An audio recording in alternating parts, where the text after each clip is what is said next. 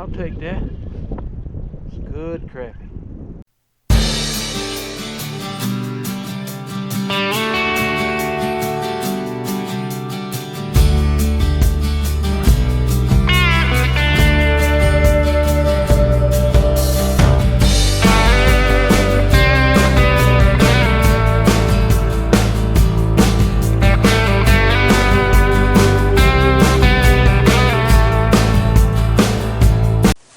So what is happening, people? Hey, today we are at Kerr Lake. Kerr Lake is on the border of North Carolina and Virginia, and it is a huge lake. So many times on my channel I get commented, people comment, how do you find crappie in a new lake you've never been at? So this is to help you guys that are looking to catch fish in a place that you haven't been. And the first thing you need to think about when you come to a new lake is what time of year it is.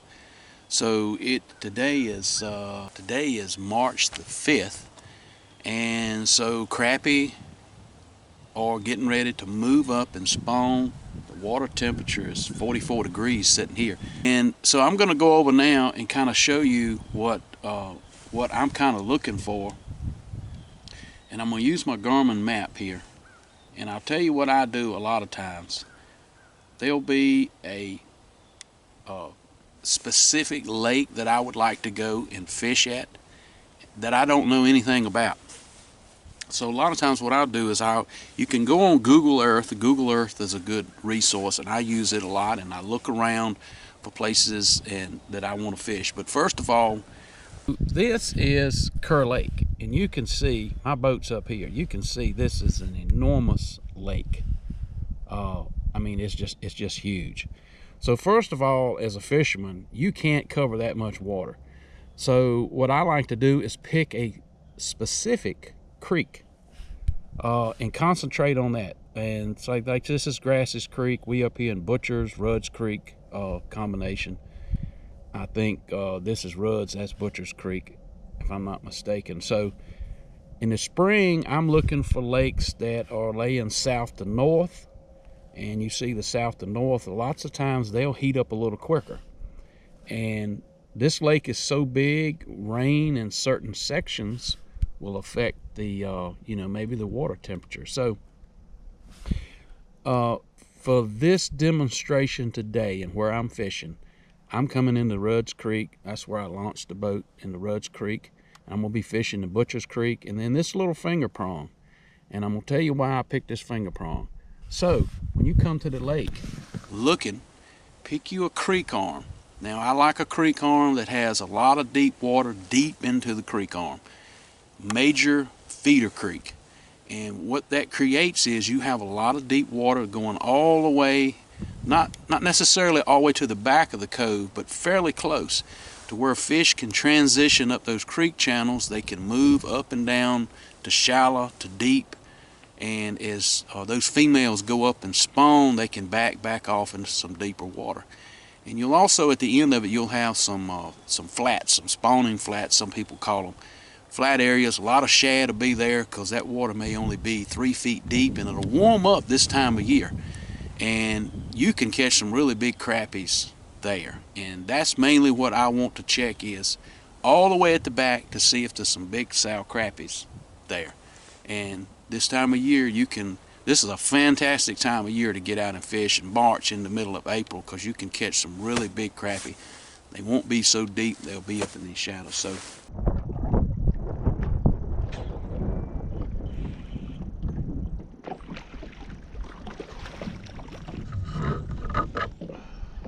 Nice crappie.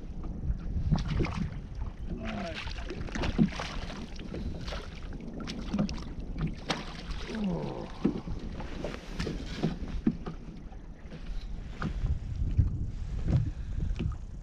That slab daddy right there. Good gracious.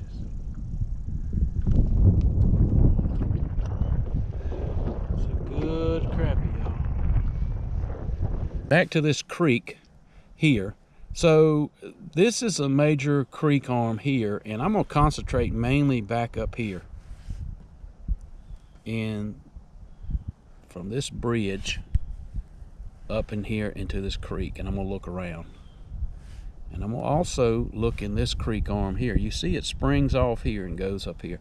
And I tell you why I picked this creek arm, that little narrow creek arm right there. One of the reasons I picked that creek arm right here is because it's kind of secondary. It's got good deep water running deep in the creek, and it looks like it's deep all the way to the very back end. So I'm gonna check that cove all the way to the back. Now I'm here fairly early. It's about 9. I got here about 9 o'clock. It's about 9:25 now. Now on any given lake at any given time, there's 3 or 4 different patterns or places that fish may be. And so I'm just looking to place a pattern on it. So I know as before, crappie can be in deep water on brush piles. They can be transitioned and scattered along the bank, or they can be pushed right up into very shallow water in lay down logs. I've caught them 3 different ways. So I'm not going to limit myself to how I'm going to fish. I'm going to just look and try to put a pattern. Now, as a fisherman, it's very important you're looking to put a pattern on the fish so you can replicate that as the day goes. So you may come and you may be spider rigging, which is a fantastic way to catch fish. You may be side pulling, you may be trolling lures, you may be dead sticking right out the front. That's primarily what I'll do with my live scope out the front of the boat. I catch fish many times early in the spring just pitching to isolated wood cover in the upper end of the lake, and that's fantastic.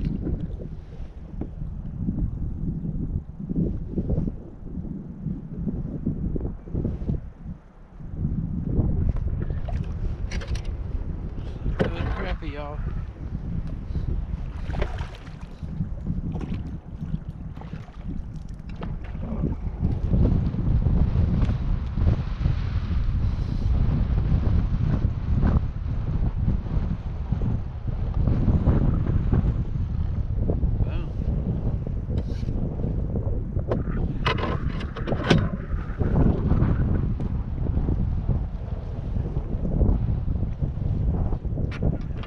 I'll take that. It's good crappie. So what I'm going to do is I'm going to crank the boat up, and I'm back in this cove. The water transition from about 30 feet up to about 22, 23. So I'm going to set my side scan, and I'm going to scan. I can pretty much scan almost this whole finger. I'm going to run to one side and I'm going to go up, and what I'm going to do is I'm going to mark any brush pile in deeper water that I see. Then I'm going to get to the back end of this creek to where the water transitions and gets fairly shallow, and I'm going to put the live scope around, and I'm going to look to see if there's any fish sitting in the back of these coves. And if I see fish on some of these brush piles, I may fish those. I'm not sure yet. And so that's what I'm going to do. And so I'm going to spend a little time in this cove, see what I see. Then I'm going to go around and I'm going to go up to the other creek, and I'm going to go above that bridge, and I'm going to fish that flat in there, because I know in that flat in the upper end. So I know in that flat in that upper end above that bridge there's some 16, 18 feet of water, which is plenty deep this time of year for fish to transition back to. Now, as far as lures, right now, we'll get into that a little later. I've got some of my favorites tied on, and I'll see what they hitting. The water is really muddy, but hey, that's no big issue. And so we'll see what they bite. So hey guys, stay with us and let's go catch a fish. See, that's the kind of places I'm talking about that you'll find. See, that looks like a brush pile there. I've got both of those marked. See, here's another spot here. I'm going to go up. I'm going to mark that. It's 12 feet of water.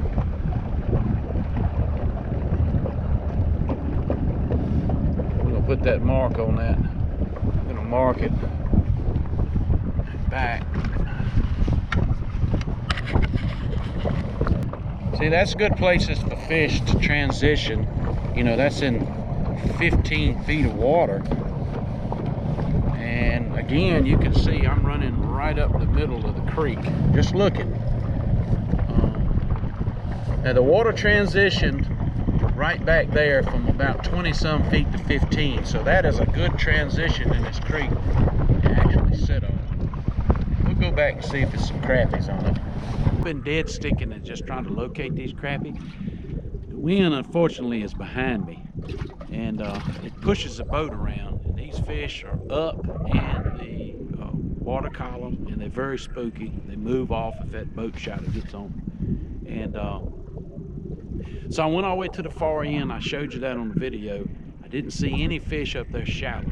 So this fish was caught just where that water transitioned from about 8 to about 15 feet of water.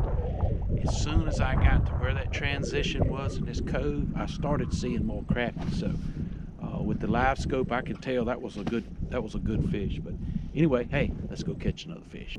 10 feet.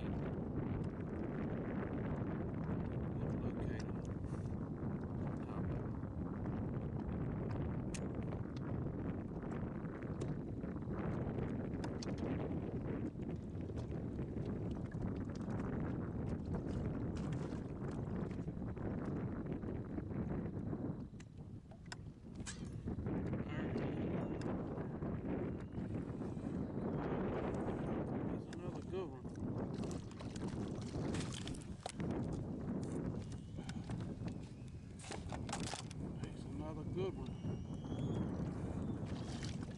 It'll take him all day. All right, so I've been fishing in that long stretch, and the wind has been a killer today. It's blowing the boat around so hard, it's hard to really pinpoint and get that lure right down to those crappie, but I'm trying to, it's a lot of crappie out there in that main cove. They're still fairly deep. It's a lot of fish just laying on the bottom and some up.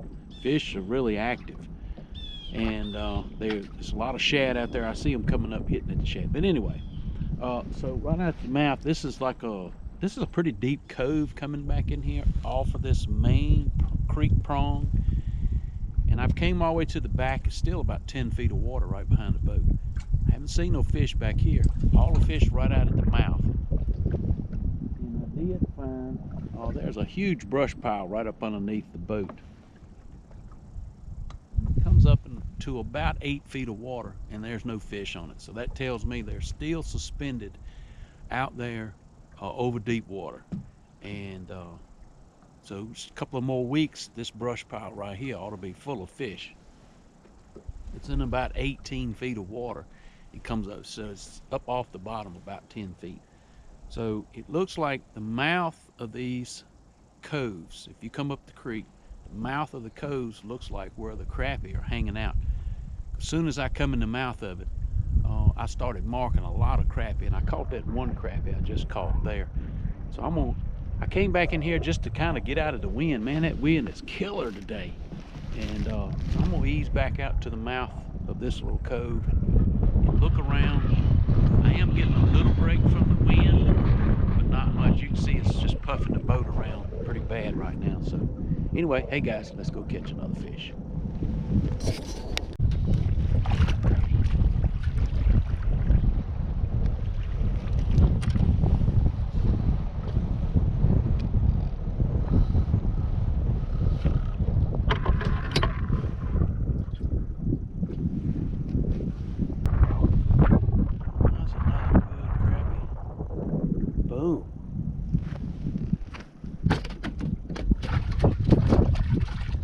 Noticed I've got right back to the mouth of this cove, and this is where it seems that there are more crappie concentrated right at the mouth of the cove versus back there at that brush in the cove. So just keep that in mind if you come to the lake in the next couple of weeks.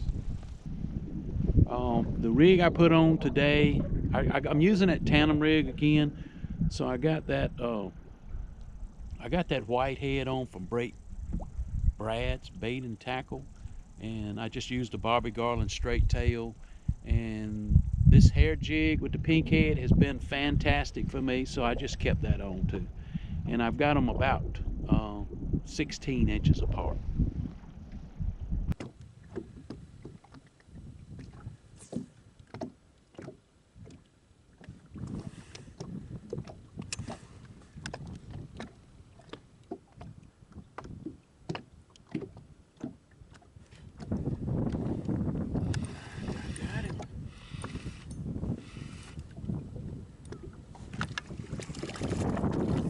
quite as big, but he's a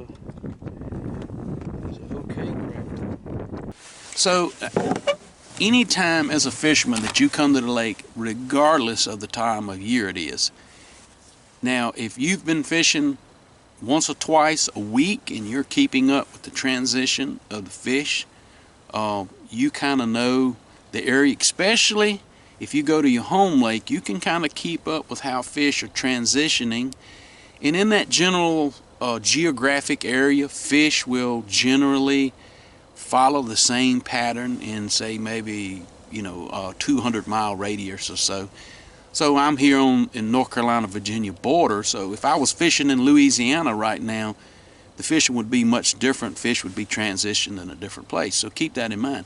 So if you come into a new lake, there's a lot to try to figure out. So when you catch a fish, you want to think, why did I catch that fish? What depth is he was in, and why was he where he was when I caught him? And so as you put those aspects together, you begin to put a pattern. Now, if I put a pattern together on these fish this year, next year it should be similar along the same time range, given a week or two depending on weather temperature. I was really hoping the water temperatures was warmer than what they are here. They're 44 degrees. Hey, we'll take it. We got to take. I'm hoping in the very back of the coves or the back of the creeks. Hoping in the back of the creeks it's a little bit warmer. You guys can see all those fish. They back down the creeks, 26 feet of water. All those are crappies. You can see there. So they're not all the way in the back of the creek yet. That's a big school of crappie there. A lot of small fish mixed in with that.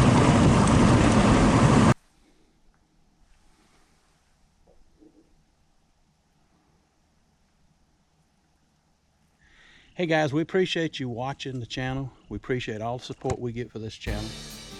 Don't forget to hit that like button, click that notification bell so you don't miss an episode of Wildlife Adventures. And as always, you remember, it's a wildlife, and I'll see you on the water.